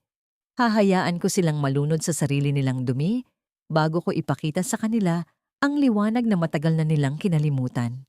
Sa itaas na palapag, mula sa bintana ng ICU, nakangiti si Nona habang pinapanood ang pag-alis ni Lily. Akala niya ay nanalo na siya. Akala niya ay tapos na ang laro. Ngunit hindi niya alam na ang bawat galaw niya ay bahagi lamang ng isang mas malaking plano na unti-unti nang bumabalot sa pamilya Montenegro. Siguraduhin mong hindi na siya makakabalik. Kahit saan mo siya dalhin, basta huwag ko nang makikita ang pagmumukha ng batang yan sa Pilipinas. Maliwanag? Ang boses ni Nona ay parang isang malamig na bulong ng kamatayan sa kabilang linya ng telepono. Habang nagsasalita siya, nakatingin siya sa kanyang mga kuko na bagong manicured, tila walang anumang halaga ang buhay na balak niyang sirain. Ang bawat salita niya ay punong-puno ng lason, isang utos na walang puwang para sa awa. Sa kabilang dulo ng lungsod, sa isang maliit na parke malapit sa Santillan Medical Center, masayang tumatakbo si Liam. Ang kanyang tawa ay kasing linaw ng kristal, humahalo sa huni ng mga ibon at sa kaluskos ng mga dahon sa hangin. Kasunod niya si Aling Rosa na hirap sa paghabol, ngunit may ngiti sa mga labi habang pinapanood ang sigla ng bata. Liam, dahan-dahan lang. Baka madapa ka, pagalitan tayo ng mami mo. Sigaw ni Aling Rosa habang humihinto sandali upang kumuha ng tubig sa kanyang bag. Sa isang saglit lamang, isang kurap ng mata, isang lalaking naka-jacket at may suot na sombrero ang lumapit kay Liam. May iniabot itong maliit na laruan, isang asul na robot na kumikislap sa ilalim ng sikat ng araw. Dahil sa pagkabata at pagtitiwala, lumapit si Liam. Ang kanyang mga mata ay nagniningning sa tuwa. Walang nakakabinging tunog, walang marahas na paghatak. Ang bata ay sumama sa lalaki na tila ba ito ay isang laro lamang. Nang lumingon si Aling Rosa, ang tanging nakita niya ay ang bakanting swing na dahan-dahang umuugoy, tila nanunukso sa kanyang kawalan ng malay. Ang asul na robot ay naiwan sa damuhan, nakatihaya at tila humihingi ng saklolo. Liam, Liam, nasaan ka, anak? Ang sigaw ni Aling Rosa ay naging isang pagsusumamo, isang tunog ng matinding takot na bumasag sa katahimikan ng parke. Ngunit ang tanging sumagot sa kanya ay ang ugong ng isang sasakyang mabilis na lumalayo. Ang mga gulong nito ay humahagibis sa kalsada, iniiwan ng usok at ang pira-pirasong pangarap ni Lily. Sa loob ng ospital, katatapos lang ni Lily sa isang huling pagsusuri sa mga kagamitan para sa operasyon ni Don Roberto. Hawak niya ang kanyang telepono, balak sanang tawagan si Liam upang marinig ang boses nito bago ang mahabang gabi. Ngunit bago pa man niya mapindot ang numero, isang tawag mula kay Aling Rosa ang pumasok. Doktora? Si Liam, wala si Liam. May kumuha sa kanya. Ang boses ni Aling Rosa sa kabilang linya ay basag, puno ng hagulhol at pangangatog. Sa sandaling iyon, naramdaman ni Lily ang biglang pagtigil ng kanyang mundo. Ang telepono sa kanyang kamay ay tila naging kasing bigat ng isang dambuhalang bato. Ang kanyang paningin ay nagdilim at ang hangin sa loob ng air-conditioned na silid ay tila naglaho. Iniwan siyang humihingal sa gitna ng isang kawalan. Hindi siya sumigaw. Ang kanyang lalamunan ay tila nasasakal ng isang invisible na kamay. Ang bawat tibok ng kanyang puso ay parang isang malakas na tambol na nagbababala ng sakuna. Naramdaman niya ang panlalamig ng kanyang mga tuhod hanggang sa mawalan siya ng lakas at mapaupo sa malamig na sahig. Ang kanyang puting coat ay nayupi sa kanyang pagbagsak, gaya ng kanyang pag-asa na unti-unting nadudurog. Nona. Ang tanging pangalang lumabas sa kanyang mga labi, isang bulong na puno ng matinding puot at pait. Alam ni Lily, sa kaibuturan ng kanyang pagkatao, kung sino ang may gawa nito. Alam niya na ang lason ni Nona ay hindi lamang nakatuon sa kanyang dangal, kundi sa mismong buhay na nagbibigay sa kanya ng dahilan upang lumaban. Tumayo si Lily. Ang kanyang mga mata ay hindi na puno ng luha, kundi ng isang mapanganib na liwanag. Kinuha niya ang kanyang bag at mabilis na lumabas ng silid. Ang bawat hakbang niya sa pasilyo ay tila isang martsa ng isang sugatang leon na handa ng pumatay para sa kanyang anak. Ngunit bago pa man siya makarating sa elevator, ang kanyang telepono ay muling tumunog. Isang video ang ipinadala mula sa isang hindi kilalang numero. Pagpindot niya sa play, nakita niya si Liam na nakaupo sa loob ng isang madilim na silid. Nakatali ang maliliit na kamay at may piring ang mga mata. Ang bata ay umiiyak ng walang tunog. Ang kanyang balikat ay yumayanig sa tindi ng takot. Pagkatapos ng ilang segundo, isang boses ng lalaki ang narinig sa video. Huwag kang tatawag ng pulis kung gusto mo pang makitang humihinga ang batang ito. Gawin mo ang operasyon. Patayin mo ang matanda sa loob ng operating room at ibabalik namin sa iyo ang anak mo. Ang hamon ay malinaw. Ang buhay ni Don Roberto kapalit ng buhay ni Liam. Isang malupit na biro ng tadhana na naglagay kay Lily sa gitna ng isang imposible at madugong pagpipilian. Walang halaga ang buhay ng isang matanda kung ang sarili mong laman at dugo ang nakataya. Isang hiwalang doktora, isang pagkakamali sa loob ng operating room at mabubuhay ang anak mo. Ang boses ng lalaki sa video ay tila isang malupit na bulong na paulit-ulit na humahampas sa pandinig ni Lily. Sa loob ng kanyang pribadong opisina, ang bawat tunog ng monitor sa labas ay tila isang nakakabinging paalala ng oras na unti-unting nauubos. Nanlalamig ang kanyang mga palad at ang kanyang hininga ay naging mababaw. Tila ba may isang dambuhalang bigat na nakadagan sa kanyang dibdib. Tiningnan ni Lily ang kanyang relo. Mayroon na lamang siyang 3 oras bago ang nakatakdang operasyon ni Don Roberto. Ngunit sa halip na magpatalo sa takot, isang alaala ang biglang sumagi sa kanyang isipan. Isang maliit na device na itinago niya sa loob ng sapatos ni Liam bago sila umalis ng Singapore. Bilang isang ina na dumaan sa matinding trauma, alam ni Lily na ang seguridad ng kanyang anak ang pinakamahalaga.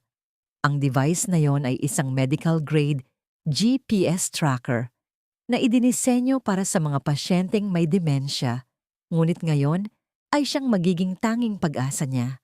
Mabilis na binuksan ni Lily ang kanyang laptop. Ang bawat pagpindot niya sa keyboard ay puno ng determinasyon. Ang kanyang mga daliri ay nanginginig, ngunit hindi sumusuko. Isang pulang tuldok ang lumitaw sa mapa. Isang lumang bodega sa labas ng lungsod. Malayo sa ingay at liwanag. Hindi siya pwedeng tumawag ng pulis, ngunit hindi rin siya pwedeng mag-isa. Kinuha niya ang kanyang telepono at tinawagan ang tanging taong alam niyang may sapat na kapangyarihan at dahilan upang tulungan siya. Lucas, kailangan kita. Ngayon din. Sa loob ng 30 minuto, ang itim na sasakyan ni Lucas Santillan ay mabilis na binabagtas ang madilim na kalsada patungo sa lokasyon ni Liam. Sa loob ng sasakyan, walang nagsasalita. Ang tanging naririnig ay ang ugong ng makina at ang mabilis na paghinga ni Lily. Hawak niya ang kanyang stethoscope ng mahigpit, ang kanyang tanging sandata sa gitna ng digmaang hindi niya pinili. Nang makarating sila sa bodega, ang katahimikan ng paligid ay tila nagbababala ng panganib. Dahan-dahang bumaba si Lily. Ang bawat hakbang niya sa tuyong dahon ay walang iniwan na tunog. Sa tulong ng mga tauhan ni Lucas, mabilis nilang napasok ang likurang bahagi ng gusali. Doon, sa isang sulok ng madilim at maalikabok na silid, nakita niya si Liam. Ang bata ay nakayuko. Ang kanyang maliliit na kamay ay nakatali ng magaspang na lubid. Ang bawat yanig ng balikat ng bata ay tila isang saksak sa puso ni Lily. Liam, ang mahinang bulong ni Lily habang mabilis na lumalapit sa anak. Nang marinig ng bata ang boses ng kanyang ina, itinaas niya ang kanyang ulo. Ang piring sa kanyang mga mata ay basang-basa ng luha. Mommy, is that you, Mommy? Ang paos na tinig ni Liam na tila isang himig ng kaligtasan para kay Lily. Mabilis na kinuha ni Lily ang isang maliit na surgical scissor mula sa kanyang bulsa at pinutol ang lubid. Niyakap niya ang anak ng mahigpit. Ang init ng katawan ni Liam ay tila nagbabalik ng buhay sa kanyang sariling nanlalamig na pagkatao. Sa sandaling iyon, walang doktor, walang Montenegro at walang karibal. Mayroon lamang isang ina at ang kanyang himala. Ngunit bago pa sila makalabas, isang ingay ang narinig sa labas ng silid. Ang isa sa mga tauhan ni Nona ay nahuli ng mga tauhan ni Lucas. Sa gitna ng kaguluhan, isang telepono ang nahulog mula sa bulsa ng lalaki. Dinampot ito ni Lily at nakita ang isang huling mensahe mula sa isang numerong hindi nakarehistro. Ngunit ang paraan ng pananalita ay hindi siya maaaring magkamali. Siguraduhin mong hindi na siya sisikatan ng araw kung hindi susunod ang ina niya. And isang matinding galit ang muling nag-apoy sa mga mata ni Lily. Ang kanyang pagiging maawain ay tuluyan ng naglaho, pinalitan ng isang malamig at mapanganib na panata. Liam, ipikit mo ang iyong mga mata. Isipin mong nasa isang panaginip ka lang. Bulong niya sa anak habang iniaabot ito kay Lucas. Iuwi mo siya sa ligtas na lugar, Lucas. Ako naman ang magtatapos ng laban na ito, sabi ni Lily. Ang kanyang boses ay walang iniwan na puwang para sa pagtanggi. Bumalik si Lily sa ospital, hindi bilang isang biktima, kundi bilang isang manghuhusga. Habang naglalakad siya sa pasilyo, patungo sa operating room, ang bawat tao na kanyang nadadaanan ay tila nararamdaman ang bigat ng kanyang presensya. Ang puting coat niya ay tila naging isang baluti ng katarungan. Naroon si Nona, nakatayo malapit sa pinto ng ICU, may suot na maskara ng pag-aalala. Nang magtama ang kanilang mga mata, nakita ni Lily ang panandaliang pagkagulat at takot sa mukha ng babae bago muli itong mapalitan ng huwad ng ngiti. Dr. Lily, mabuti at narito ka na. Handa na ba ang lahat para sa operasyon ni Don Roberto? Ang tanong ni Nona. Ang kanyang boses ay malambing, ngunit may dalang kamandag. Hindi sumagot si Lily. Sa halip lumapit siya ng malapit kay Nona, hanggang sa maramdaman ng babae ang init ng hininga ni Lily sa kanyang pisngi. Handang-handa na ako, Nona. Handa na akong ipakita sa iyo kung ano ang nangyayari sa isang ahas kapag tinangka nitong kainin ng isang agila. Pumasok si Lily sa operating room. Ang tunog ng pagsara ng pinto ay tila isang pinal na hatol. Ang operasyon ay magsisimula na, ngunit hindi lamang puso ni Don Roberto ang nakasalalay sa mga kamay ni Lily, kundi ang mismong katotohanang matagal nang ibinaon sa dilim. Ang bawat lihim, gaano man ito kalalim ibaon sa ilalim ng lupa, ay laging hahanap ng paraan upang sumibol at magbunga ng sarili nitong hatol. Ang boses ni Lily ay mahinahon, ngunit bawat salita niya ay tila isang malamig na hanging humahaplos sa mga balikat ng mga panauhin sa loob ng marangyang Grand Ballroom ng Montenegro Hotel. Ito ang gabi ng anibersaryo ng Montenegro Foundation, isang gabi na dapat ay puno ng kislap ng mga diamante at papuri para sa kabutihang loob ni Doña Esmeralda. Ngunit sa gitna ng entablado, ang liwanag ng spotlight ay nakatuon kay Lily, na nakasuot ng isang kulay dugong gown na tila sumisimbolo sa lahat ng sakit na kanyang tiniis. Sa kabilang bahagi ng entablado, nakatayo si Doña Esmeralda. Ang kanyang mukha ay puno ng huwad ng ngiti, habang hawak ang isang plake ng pagkilala. Sa tabi niya ay si Will, na tila isang estatwa sa gitna ng pagkalito, at si Nona, na pilit na itinatago ang panginginig ng kanyang mga kamay sa likod ng isang mamahaling silk fan. Ang amoy ng mamahaling pabango sa silid ay unti-unting napapalitan ng tensyong kasing bigat ng isang paparating na bagyo.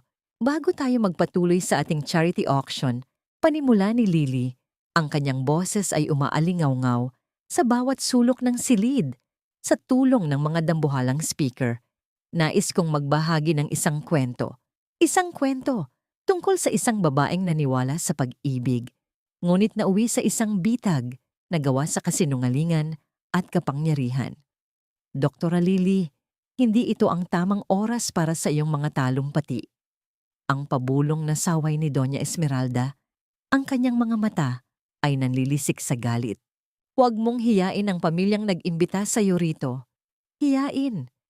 Ang balik ni Lily, isang mapait na ngiti ang sumilay sa kanyang mga labi.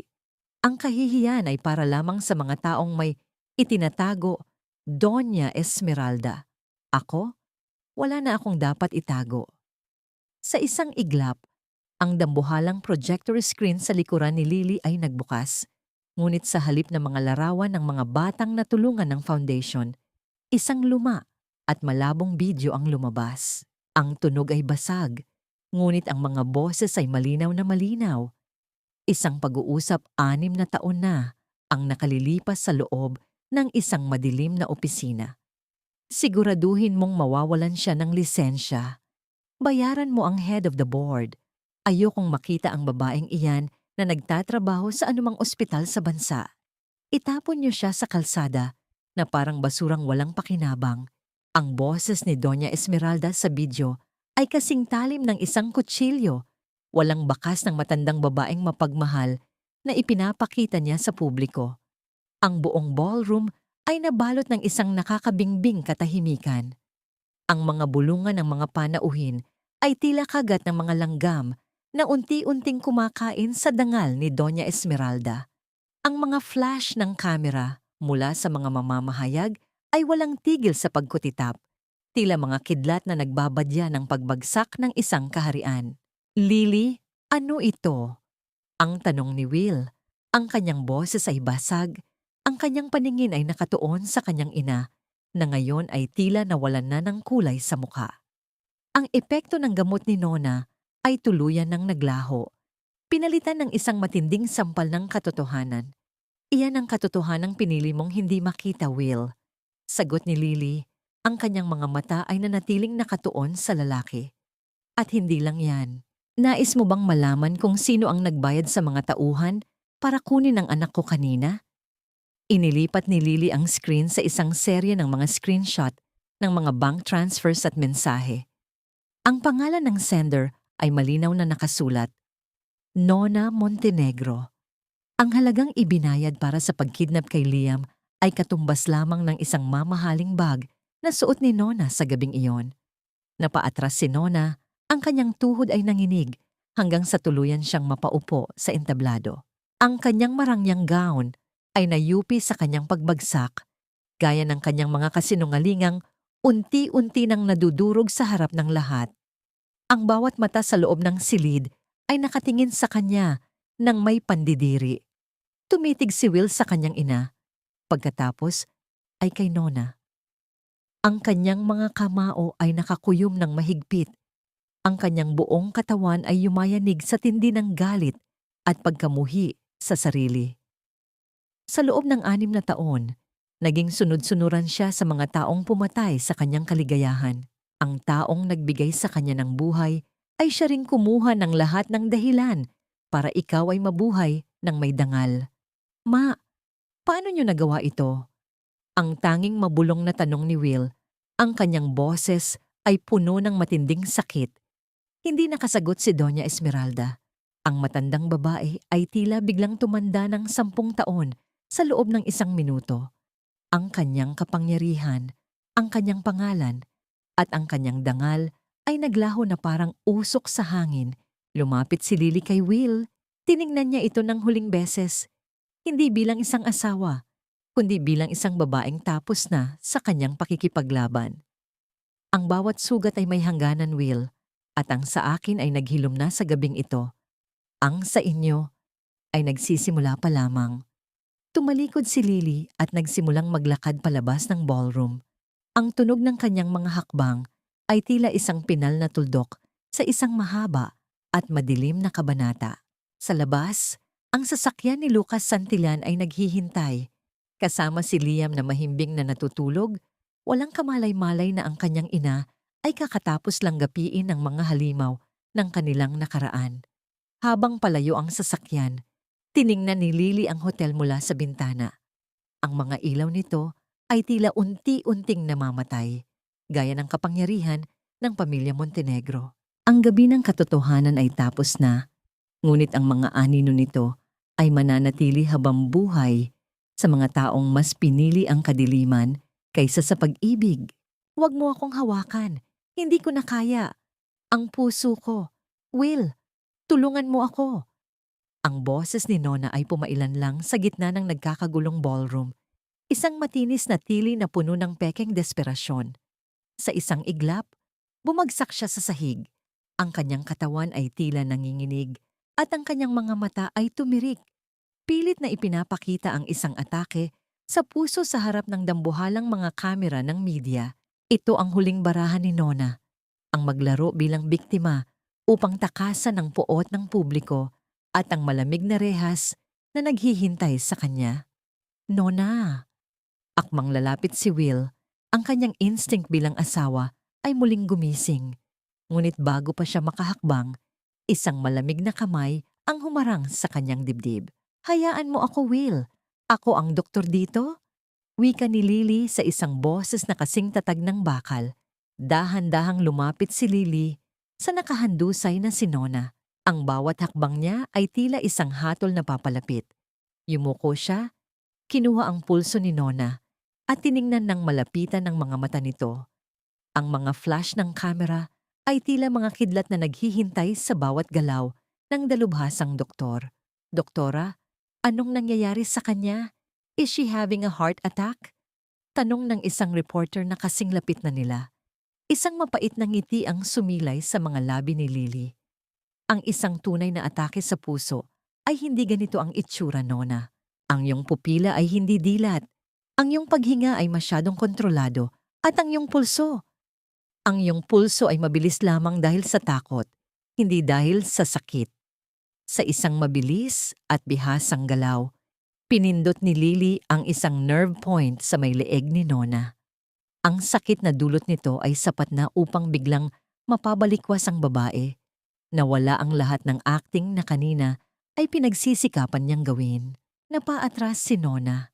Ang kanyang mukha ay puno ng matinding hiya at galit, habang nakikita ang mga taong nakapaligid sa kanya na tumatawa at umiiling sa pandidiri. Wala kang sakit, Nona. Ang tanging lason na nasa loob ng katawan mo ay ang sarili mong masamang budhi. Bulong ni Lily, sapat na para marinig ng mga mikroponong nakatutok sa kanila. Sa dulo ng ballroom, ang mga unipormadong pulis ay mabilis na pumasok. Ang kanilang mga sapatos ay lumilikha ng isang mabigat na tunog sa makintab na sahig. Ang bawat hakbang nila ay tila paglapit ng hustisya. Nang makarating sila sa harap ni Nona, inilabas ng isang opisyal ang warrant of arrest. Nona Montenegro, you are under arrest for kidnapping and frustrated murder. Ang deklara ng pulis. Naramdaman ni Nona ang lamig ng bakal na kumapit sa kanyang mga pulso. Ang tunog ng paglak ng posas ay tila ang huling tuldok sa kanyang malayang buhay. Ang kanyang marangyang gown ay sumasayad sa sahig habang pilit siyang hinihila ng mga pulis palabas. Tumingin siya kay Will, sumisigaw ng kanyang pangalan. Ngunit ang lalaki ay nanatiling nakatayo ng matigas, tila isang rebultong nawalan na ng pakialam. Nang mawala na si Nona sa paningin ng lahat, ang katahimikan sa ballroom ay naging kasing bigat ng isang sumpa. Humakbang si Will patungo kay Lily. Ang kanyang mga mata ay puno ng mga luhang 6 na taon niyang itinago sa likod ng kanyang pagiging duwag. Sa harap ng lahat ng mga tao, sa harap ng media na dati ay ginagamit niya para sa kanyang imahe, dahan-dahang ibinaba ni Will ang kanyang mga tuhod hanggang sa lumapat ang mga ito sa sahig. Winnie, patawarin mo ako. Ang boses ni Will ay basag, puno ng pait at pagsisisi. Naging bulag ako. Naging bingi ako. Pinatay ko ang kaisa-isang taong tunay na nagmahal sa akin. Wala akong mukhang maihaharap sa'yo, pero pakiusap, patawarin mo ako. Tiningnan ni Lily ang lalaking nakaluhod sa kanyang paanan. Ito ang tagpong dati ay pinapangarap niya noong mga gabing umiiyak siya sa Singapore. Ngunit ngayon, sa halip na kagalakan, ang nararamdaman niya ay isang malalim na pagod. Ang pagluhod mo ay hindi sapat para ibalik ang 6 na taon na nawala sa amin ni Liam. Will, sagot ni Lily. Ang kanyang boses ay walang galit, kundi isang uri ng matinding kalungkutan. Ang kapatawaran ay hindi isang plaque na ibinibigay pagkatapos ng isang palabas. Ito ay isang mahabang daan na hindi ko pa handang lakaran kasama ka. Tumalikod si Lily, iniwan si Will na nakaluhod sa gitna ng dambuhalang ballroom, isang larawan ng isang hari na nawalan ng kanyang korona at ng kanyang reyna. Habang naglalakad si Lily palabas, isang tanong ang nananatili sa isipan ng mga taong nakasaksi. Sapat na ba ang karma para punan ng puwang sa isang pusong matagal nang nawasak? Ang pinakamabigat na parusa ay hindi ang malamig na rehas ng kulungan, kundi ang maiwan kang mag-isa sa loob ng isang palasyong puno ng alaala ng iyong mga kasalanan. Ang boses ni Lily ay isang mahinang bulong habang nakatayo siya sa harap ng dambuhalang pintuan ng mansyong Montenegro. Ang dating masigla at maliwanag na tahanan ay balot na ngayon ng isang nakakabingbing katahimikan. Ang mga ilaw sa garden ay hindi na nakasindi at ang mga halaman na dati ay maayos na nakagupit ay nagsisimula ng malanta, tila sumasabay sa pagbagsak ng pamilyang nagmamay-ari nito. Sa loob ng master bedroom, nakahiga si Doña Esmeralda. Ang matandang babae na dati ay naglalakad ng may mataas na noo at puno ng pagmamataas ay hindi na ngayon makagalaw. Ang shock ng iskandalo at ang pagbagsak ng Montenegro Group ay nagdulot sa kanya ng isang matinding stroke. Ang kalahati ng kanyang katawan ay paralisado. Ang kanyang bibig ay bahagyang nakangiwi at ang tanging paraan ng kanyang pakikipag-usap ay ang pagdaloy ng luha mula sa kanyang mga matang dati ay puno ng pangungutya. Sa tabi ng kanyang kama, tanging si Aling Rosa lamang ang natitira. Ang lahat ng mga katulong na dati ay nag-uunahan sa paglilingkod sa kanya ay nag-alisan na nang matuyo ang pondo ng pamilya. Ang mga kaibigan niya sa alta sosyedad na dati ay laging naroon sa bawat party ay biglang naglaho na parang bula, natatakot na madamay sa bahid ng kanilang pangalan. Pumasok si Lily sa silid. Ang tunog ng kanyang sapatos sa sahig ay tila isang mabagal na martsa ng katarungan. Nang makita siya ni Doña Esmeralda, sinubukan ng matanda na magsalita. Ngunit ang tanging lumabas sa kanyang bibig ay isang gumaralgal na tunog. Isang pagsusumamo na hindi mabigkas ng malinaw. "Huwag na po kayong magpilit, Doña Esmeralda," mahinahong sabi ni Lily habang dahan-dahang lumalapit. "Narito ako hindi para saktan kayo. Tapos na ang galit ko, ang natitira na lamang ay ang habag para sa isang babaeng inubos ang buhay sa pagtatayo ng isang pader na sa huli ay siya ring gumuho sa ibabaw niya." Tumingin si Lily kay Aling Rosa at kinuha ang isang makapal na sobre mula sa kanyang bag. Inabot niya ito sa matandang katulong. "Aling Rosa, ito po ang lahat ng perang ipinadala ninyo sa akin sa Singapore, kasama ang interes na nararapat para sa inyong kabutihan. Gamitin niyo po ito para sa inyong pagtanda. At kung gusto niyo pang manatili rito para alagaan siya, nasa sa inyo na po iyon." Napaiyak si Aling Rosa habang tinatanggap ang sobre. "Doktora, wala naman po akong hinahangad na kapalit. Ginawa ko lang ang tama." Muling hinarap ni Lily si Doña Esmeralda. "Nakikita niyo po ba? Ang taong pinakaminalit ninyo, ang taong itinuring ninyong parang alipin, siya lang ang tanging nanatili sa tabi ninyo nang talikuran kayo ng lahat. Ang pera ninyo, ang pangalan ninyo, wala itong halaga sa harap ng kamatayan at sakit."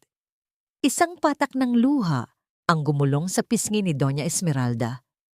Ang kanyang mga mata ay puno ng matinding pagsisisi.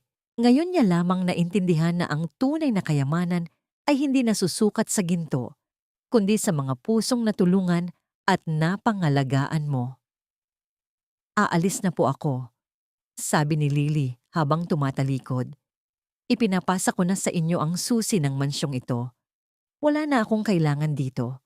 Ang katarungan para sa akin at kay Liam ay sapat na upang makatulog ako ng mahimbing sa gabi."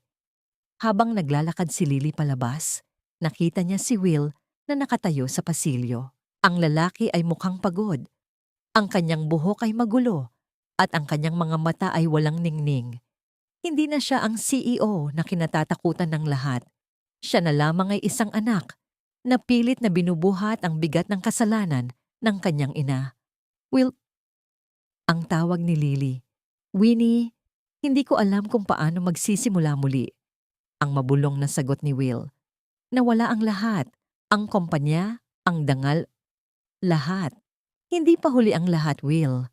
Sabi ni Lily, ang kanyang boses ay may bahid ng pag-asa na wala ang material na bagay, pero mayroong ka pang pagkakataon na ayusin ang iyong sarili. Pero huwag mong gawin iyon para sa akin.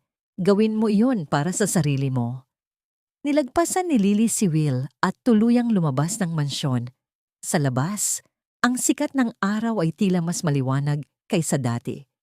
Ngunit bago siya makarating sa kanyang sasakyan, isang itim na kotse ang huminto sa kanyang tapat. Bumukas ang pinto at lumabas si Lucas Santillan. Ngunit sa pagkakataong ito, hindi trabaho ang kanyang dala. May nakalimutan ka, Lily, sabi ni Lucas habang iniaabot ang isang maliit na box. Ano ito? Tanong ni Lily. Isang bagong simula. At isang tanong na matagal ko nang gustong itanong sa'yo, sagot ni Lucas. Ang kanyang titig ay puno ng isang bagay na hindi pa handang harapin ni Lily. Isang bagong misteryo ang bumabalot sa kanyang puso. Handa na ba siyang muling magtiwala? O ang anino ni Will ay mananatiling nakaharang sa kanyang landas patungo sa bagong pag-ibig? Ang pagpapakumbaba ay hindi isang tanda ng pagsuko, kundi ang pagtanggap na ang iyong dating sarili ay kailangang mamatay upang isilang ang isang taong karapat-dapat sa pagpapatawad. Ang mga salitang ito ay paulit-ulit na umiikot sa isipan ni Will habang nakatitig siya sa kanyang sariling refleksyon sa maliit at may lamat na salamin ng kanyang bagong tinitirhan. Wala na ang marangyang penthouse na abot tanaw ang buong lungsod. Ngayon, ang kanyang mundo ay limitado na lamang sa 4 na sulok ng isang payak na apartment sa isang tahimik na kanto ng Batangas. Ang amoy ng mamahaling alak at tabako ay napalitan na ng amoy ng malinis na labada at ng alat ng dagat na humahampas sa di kalayuan. Suot ang isang simpleng t-shirt at maong. Kinuha ni Will ang kanyang bag at lumabas. Sa loob ng 2 taon, pinili niyang mamuhay ng malayo sa ingay ng kanyang nakaraan. Nagtatrabaho siya ngayon bilang isang volunteer administrator sa isang maliit na kooperatiba ng mga mangingisda, isang trabahong walang prestihiyo, ngunit nagbibigay sa kanya ng kapayapaang hindi na ibigay ng kanyang bilyong pisong ari-arian. Naglakad siya patungo sa dulo ng kalsada kung saan matatagpuan ang isang bagong tayong gusali na may pinturang asul at puti. Ang nakasulat sa itaas ng pinto ay simple lamang, Lily's Hope Medical Clinic. Ito ang klinika na itinayo ni Lily para sa mga mahihirap. Ang katuparan ng pangarap na dati ay pinagkaitan ng pamilya Montenegro. Tumigil si Will sa tapat ng gate. Nakita niya si Liam na tumatakbo sa garden. Hinahabol ang isang makulay na saranggola. Ang bata ay lumalaki ng malusog at masaya. Ang kanyang tawa ay kasing linaw ng kampana sa simbahan. Sa bawat galaw ni Liam, nakikita ni Will ang kanyang sarili. Ang parehong hugis ng panga, ang parehong determinasyon sa mga mata. Ngunit mayroon itong lambot na nanggaling lamang sa pagmamahal ng isang ina na gaya ni Lily. Liam, huwag kang masyadong lumayo. Baka mapatid ka sa mga ugat ng puno. Maririnig ang boses ni Lily mula sa loob ng klinika. Lumabas si Lily. Suot ang kanyang puting coat na tila nagniningning sa ilalim ng sikat ng araw. Huminto ang kanyang paningin sa lalaking nakatayo sa labas ng gate. Hindi siya nagulat. Alam niyang naroon si Will sa loob ng 2 taon. Tahimik na nagbabantay. Tahimik na tumutulong ng hindi nagpapakilala. Dahan-dahang lumapit si Lily at binuksan ang gate. Hanggang kailan mo balak tumayo riyan, Will? Kanina pa mainit ang sikat ng araw. Nahiya si Will at bahagyang napayuko. I just wanted to see him, Lily. Hindi ko gustong mangabala. Nakita ko kasing medyo maluwag ang gate, kaya naisip ko lang sumilip. Hindi mo kailangang sumilip na parang isang magnanakaw sa sarili mong anak. Sagot ni Lily. Ang kanyang boses ay wala na ang dating talim. Pinalitan na ito ng isang uri ng matandang pagtanggap. Halika sa loob. May merienda kaming inihanda.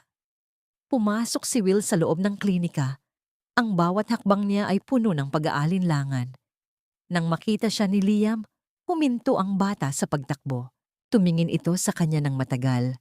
Tila sinusuri ang mukha ng lalaking laging nagpapadala ng mga libro at laruan tuwing kaarawan niya. Ngunit laging nananatili sa anino.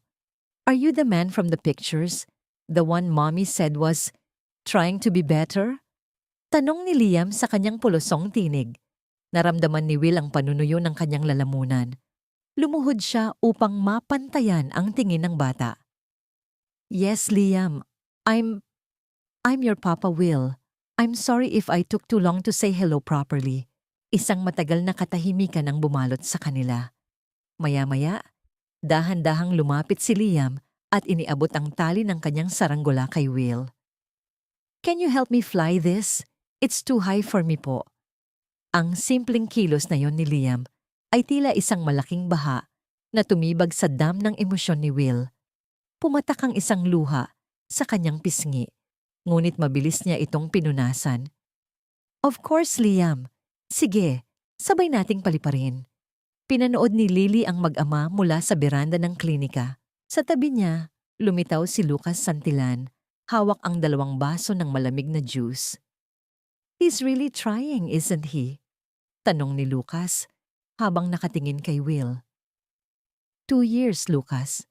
2 years siyang nagtatrabaho ng marangal.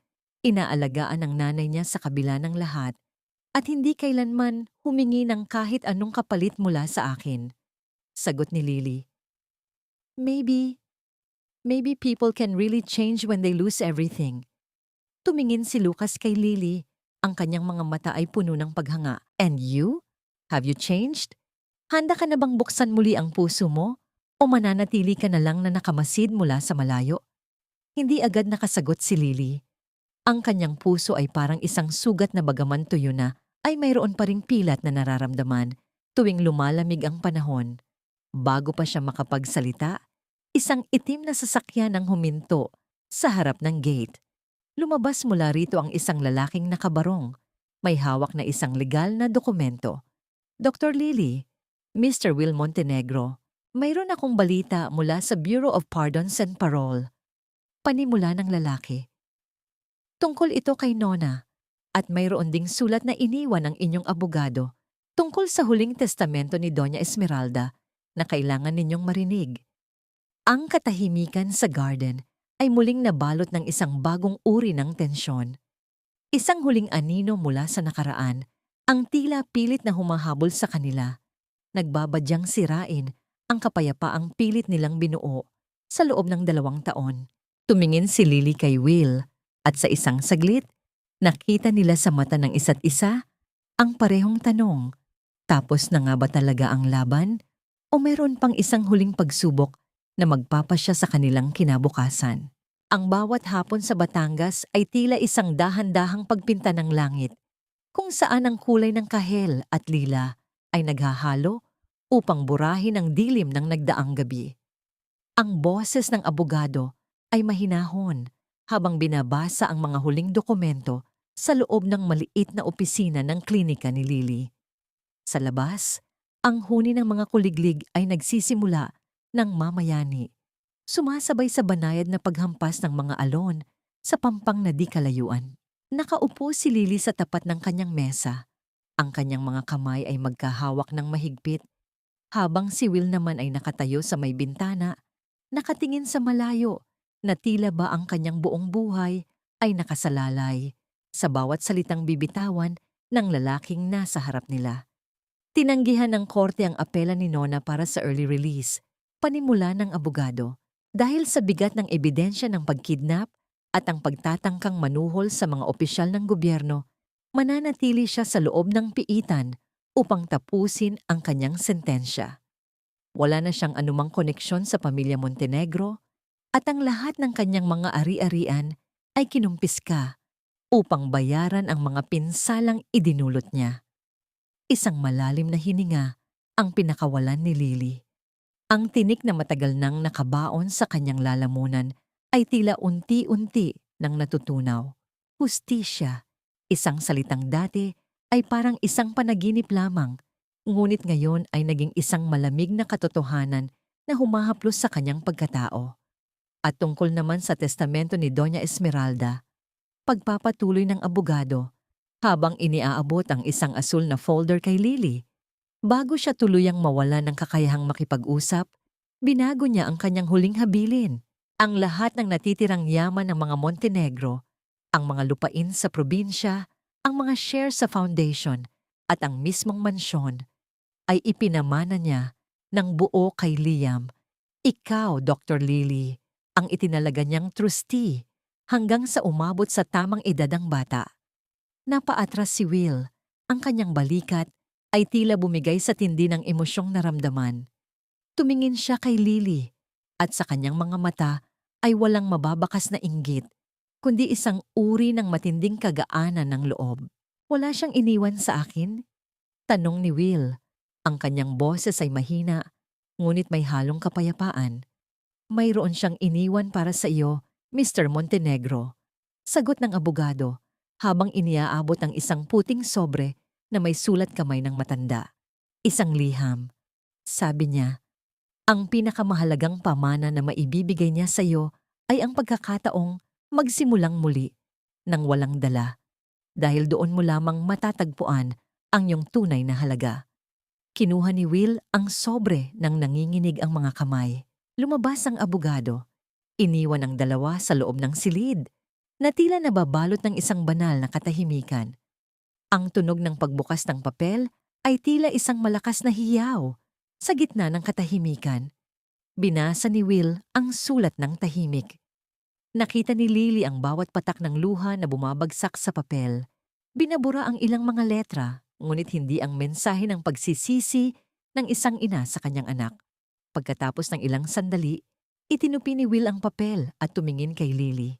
Tama ang mommy, bulong ni Will. I don't deserve the money. I don't deserve the name. Ang tanging gusto ko lang ay ang pagkakataong maging isang tao na hindi mo na kailangang ikahiya sa harap ni Liam. Dahan-dahang tumayo si Lily at lumapit sa bintana. Tumabi kay Will habang pinapanood nila si Liam na ngayon ay masayang naglalaro kasama si Aling Rosa sa ilalim ng puno ng mangga. Ang bata ay tumingin sa kanila at kumaway. Ang kanyang ngiti ay tila ang pinakamagandang tanawin sa buong mundo. Hindi ko alam kung kaya kitang mahalin muli gaya ng dati, Will. Tapat na sabi ni Lily. Ang kanyang boses ay walang pait, kundi isang uri ng matalinong pagtanggap sa realidad. Ang sugat ay narito pa rin. Ang mga alaala ng ulan at ng hapdi ay hindi basta-basta maglalaho. Alam ko, sagot ni Will. And I'm not asking for that. Sapat na sa akin na hayaan mo akong manatili sa malayo, na makita ang anak ko na lumalaking masaya. I will earn my place, Lily. Kahit gaano katagal, kahit abutin pa ng habang buhay. Tumingin si Lily kay Will, at sa unang pagkakataon sa loob ng maraming taon, nakita niya ang lalaking minahal niya noon. Ngunit ngayon ay mas matatag, mas tapat, at mas totoo. Hindi niya hinawakan ang kamay nito, ngunit hinayaan niyang dumapo ang kanyang balikat sa braso ni Will. Isang maliit na kilos ng pagtanggap na tila isang dambuhaling tulay sa pagitan ng kanilang nakaraan at kinabukasan. Stay for dinner, Will, sabi ni Lily nang dahan-dahan. Liam wants to show you his new drawings. Sabi niya, iginuhit daw niya ang ating pamilya. Naramdaman ni Will ang mabilis na pagtibok ng kanyang puso, hindi dahil sa kaba, kundi dahil sa isang uri ng ligaya na matagal na niyang hindi naramdaman. Ang hapagkainan na dati ay puno ng malamig na pagtatalo at marangyang pagkain ay mapapalitan na ng isang simpleng hapunan na puno ng tunay na pag-uusap.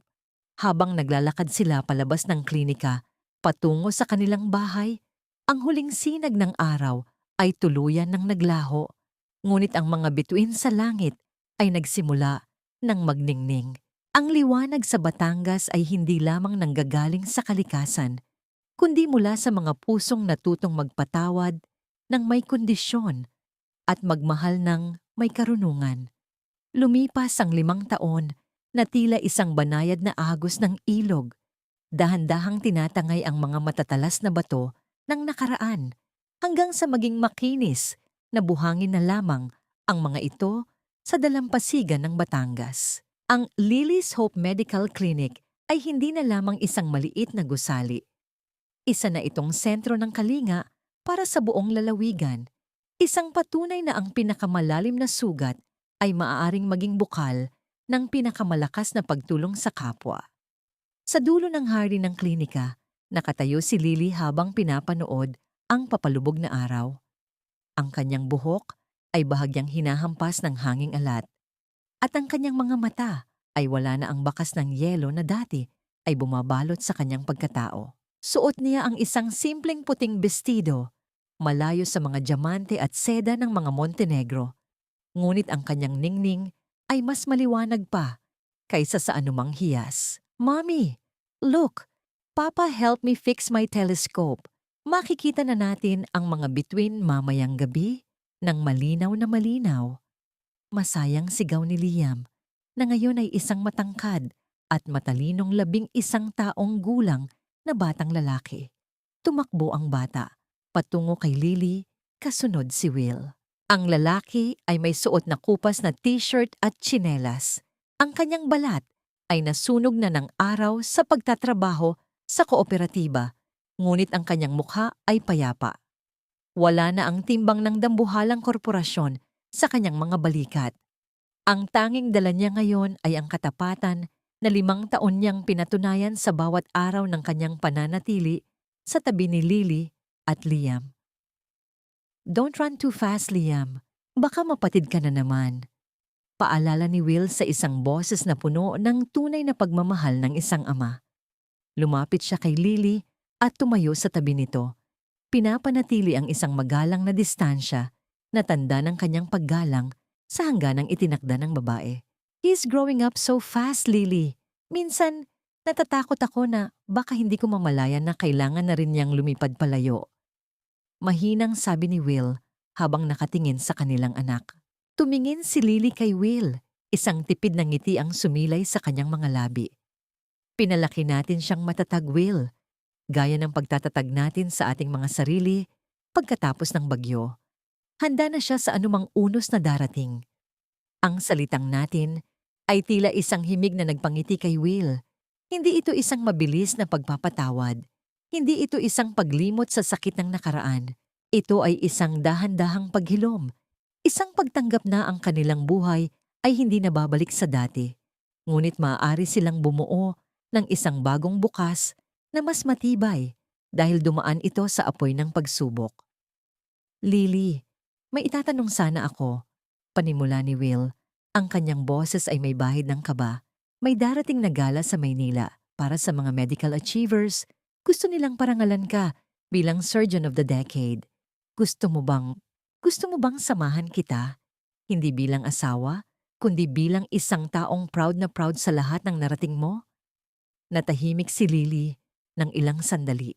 Naalala niya ang gabing itinapon siya sa labas ng hotel.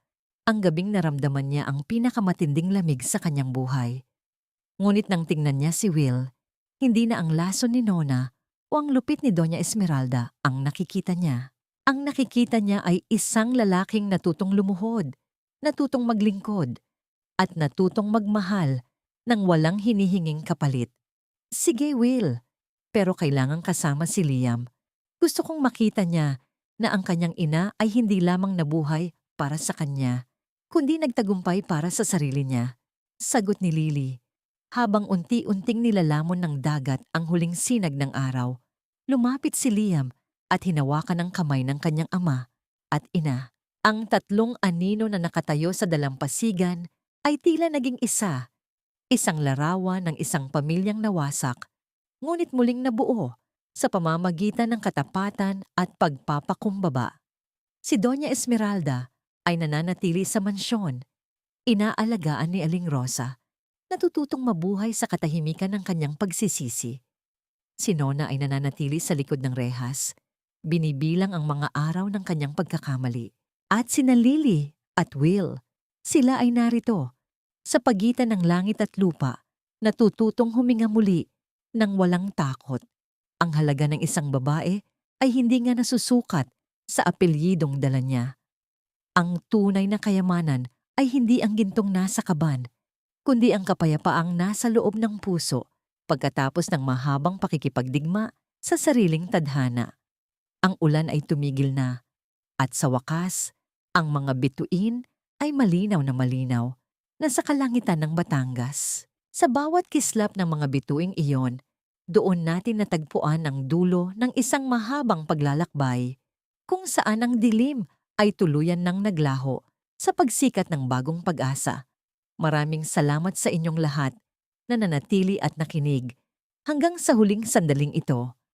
Mula sa kaibuturan ng aking puso, nais kong ipaabot ang aking pasasalamat dahil pinayagan ninyo ang kwento ni Lily at Will na maging bahagi ng inyong mga hapon at gabi habang kayo ay abala sa inyong mga gawain. Habang isinusulat ko ang mga kabanatang ito, lalo na ang mga sandali ng labis na pait, kawalan ng katarungan, at ang pagtataboy kay Lily sa gitna ng ulan, madalas ding kumikirot ang aking sariling puso. May mga gabi na tila nararamdaman ko ang lamig na naranasan niya at ang bigat ng bawat luhang pumatak sa kanyang pisngi. Ang kwentong ito ay hindi lamang basta katang-isip. Ito ay hango sa mga totoong damdamin na nararanasan nating lahat. Ang hapdi ng pagtataksil, ngunit higit sa lahat, ang kamangha-manghang lakas ng isang babaeng tumangging manatiling biktima. Ang bawat isa sa atin ay may daladalang sariling sugat, mga anino ng nakaraan, na minsan ay tila ayaw tayong iwan. Ngunit gaya ng isang maliit na apoy, sa gitna ng malakas na hangin, ang ating pag-asa ay nagniningning lamang kapag pinili nating huwag sumuko. Ang mensahe ng kwentong ito ay simple. Ang pagpapatawad ay hindi tanda ng kahinaan, kundi ang pinakamataas na uri ng katapangan, isang katarungan na hindi humihingi ng ganti, kundi ng kapayapaan. Ngunit bago tayo tuluyang maghiwalay, nais kong mag-iwan ng isang tanong na maaari ninyong pagnilayan. Sa gitna ng lahat ng sakit na idinulot ni Will at ng kanyang pamilya, sapat na ba ang 5 taon ng kanyang pagsisisi para makuha ang tiwala ni Lily? Kung ikaw ang nasa kalagayan ni Lily, kaya mo rin bang magpatawad at muling buksan ang pintuan ng iyong buhay para sa taong minsang dumurog sa iyong puso? Sana ay nag-iwan ang kwentong ito ng isang munting binhi ng pag-asa sa inyong mga puso. Huwag ninyong kalimutang ibahagi ang inyong mga saloobin at damdamin sa aming comment section. Nais naming marinig ang inyong boses. I-like at i-share ang video na ito upang mas marami pa tayong maabot ng mga pusong nangangailangan ng pagkalinga at inspirasyon. Hanggang sa muli nating pagkikita sa susunod na kwento ng pag-ibig, sakripisyo at tagumpay. Maraming salamat muli at manatili kayong ligtas at puno ng pagmamahal.